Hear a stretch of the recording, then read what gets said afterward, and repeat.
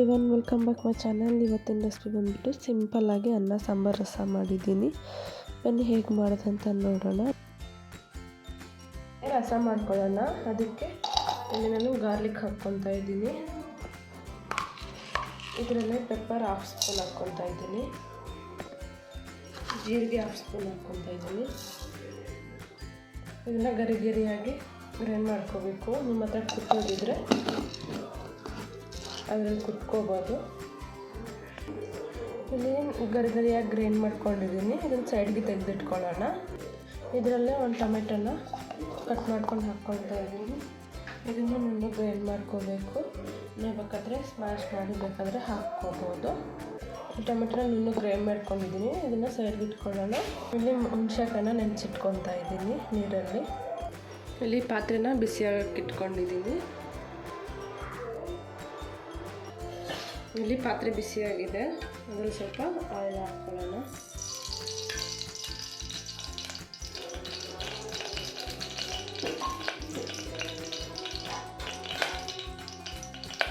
Oil ಬಿಸಿ ಆದಮೇಲೆ ಇದರಲ್ಲಿ ಸ್ವಲ್ಪ ಕರಿ ಲೀವ್ಸು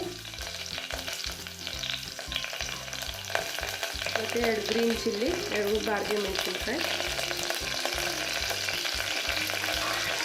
ಇದನ್ನು ಫ್ರೈ ಮಾಡ್ಕೋಬೇಕು. ಇದರಲ್ಲೇ ಗ್ರೈಂಡ್ ಮಾಡ್ಕೊಂಡಿರೋ ಗಾರ್ಲಿಕ್ ಪೇಸ್ಟ್ ಹಾಕ್ಕೋಬೇಕು.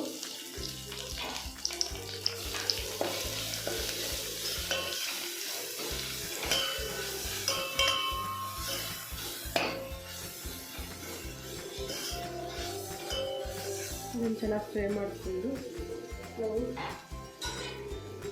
ಗ್ರೈಂಡ್ ಮಾಡ್ಕೊಂಡಿರೋ ಟೊಮೆಟೊ ಪೇಸ್ಟ್ನ ಇದರಲ್ಲೇ ಹಾಕ್ಕೊಳ್ಬೇಕು.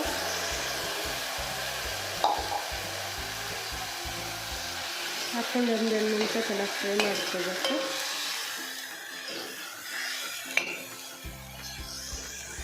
ಇಲ್ಲಿ ಟೊಮೆಟೊ ಫ್ರೈ ಆಗಿದೆ. ಇದರಲ್ಲಿ ಹುಣಸೆಕಾಯಿ ರಸ ಹಾಕ್ಕೊಳ್ಳೋಣ.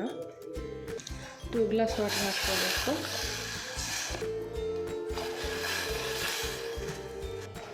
ಇದರಲ್ಲಿ ಸ್ವಲ್ಪ ಟರ್ಮರಿಕ್ ಪೌಡರ್ ಹಾಕ್ಕೊಳ್ಳೋಣ.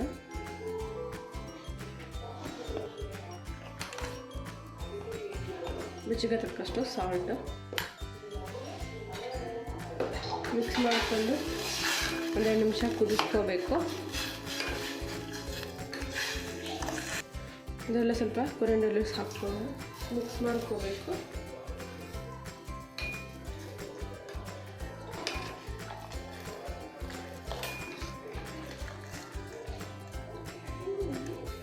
ಇಲ್ಲಿ ರಸ ರೆಡಿಯಾಗಿದೆ.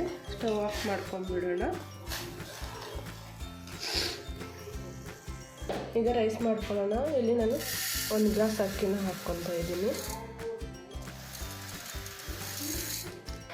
ಅಕ್ಕಿನ 2-3 ಟೈಮ್ಸ್ ಚೆನ್ನಾಗಿ ವಾಶ್ ಮಾಡ್ಕೋಬೇಕು. 1 ಗ್ಲಾಸ್ ಅಕ್ಕಿಗೆ 2 ಗ್ಲಾಸ್ ವಾಟರ್ ಹಾಕ್ಕೋಬೇಕು. 1 ಸ್ಪೂನ್ ಸಾಲ್ಟ್ ಹಾಕ್ಕೋಬೇಕು.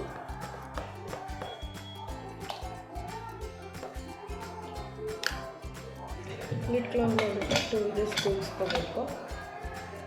ಇಲ್ಲಿ ರೈಸ್ ಆಗೋಷ್ಟರಲ್ಲಿ ಇಲ್ಲಿ ನಾವು ಮಜ್ಜಿಗೆ ಮಾಡ್ಕೊಳ್ಳೋಣ. ಇಲ್ಲಿ ನಾನು ಕರ್ಡ್ ಹಾಕ್ಕೊತಾ ಇದ್ದೀನಿ. ಇದರಲ್ಲಿ 2 ಗ್ಲಾಸ್ ವಾಟರ್ ಹಾಕ್ಕೊಳ್ಳೋಣ.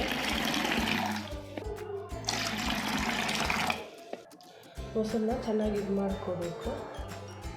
ಇದರಲ್ಲಿ ಸ್ವಲ್ಪ ಸಾಲ್ಟ್ ಹಾಕ್ಕೊಳ್ಳೋಣ.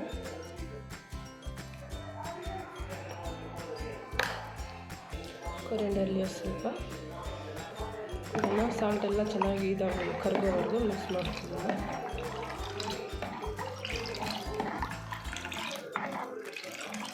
ಇಲ್ಲಿ ಒಗ್ಗರಣೆ ಹಾಕ್ಕೊಳ್ಳೋಕ್ಕೆ ಕಡಾಯಿನ ಇಟ್ಕೊಂಡಿದ್ದೀನಿ.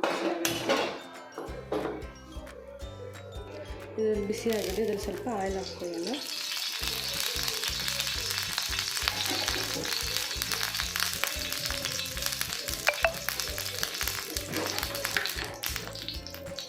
ಸ್ವಲ್ಪ ಸಾಸಿವೆ, ಜೀರಿಗೆ, ಸ್ವಲ್ಪ ಕರಿ ಲೀವ್ಸು, ಗ್ರೀನ್ ಚಿಲ್ಲಿ 2 ಹಾಕ್ಕೊಳ್ತಾ ಇದ್ದೀನಿ. ಇದನ್ನು ಫ್ರೈ ಮಾಡ್ಕೋಬೇಕು. ಇಲ್ಲಿ ಆಗಿದೆ. ಇದನ್ನು ಮಜ್ಜಿಗೆ ಹಾಕ್ಕೊಳ್ಳೋಣ.